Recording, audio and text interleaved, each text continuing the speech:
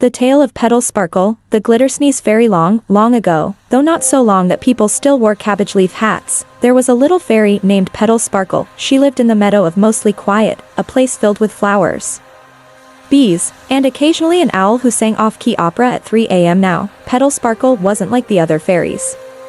The others had delightful talents. Daisy Bell could make roses bloom with a single hum.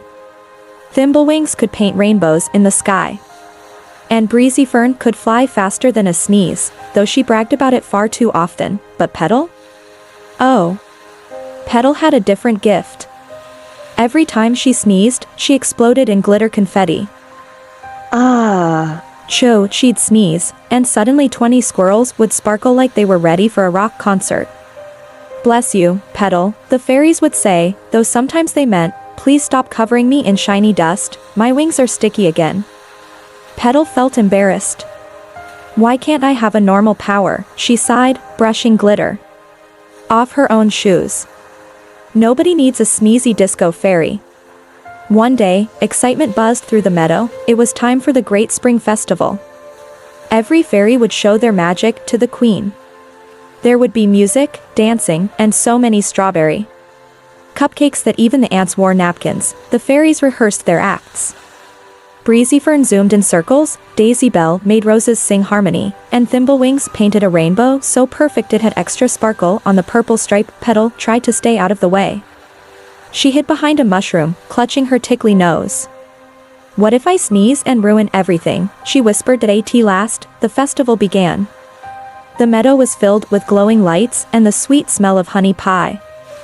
Fairies gathered, humans peeked from afar, and the queen arrived, wearing her crown that shimmered like the morning sun. The first acts went perfectly. Rainbows, flowers, songs, and sparkles filled the air.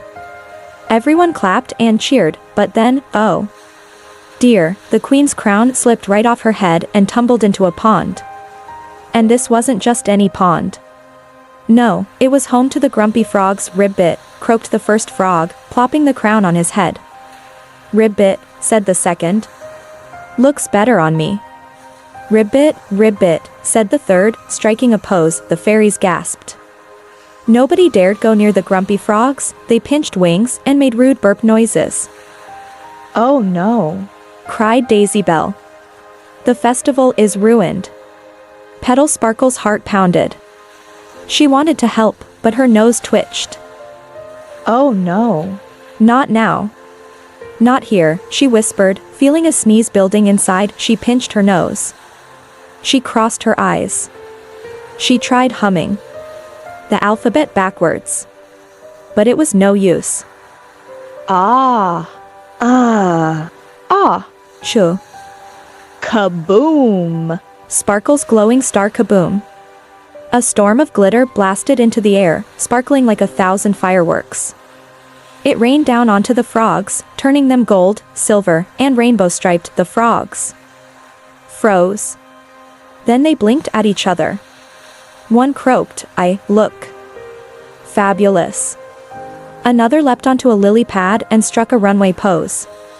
The third began breakdancing. The whole meadow burst into laughter.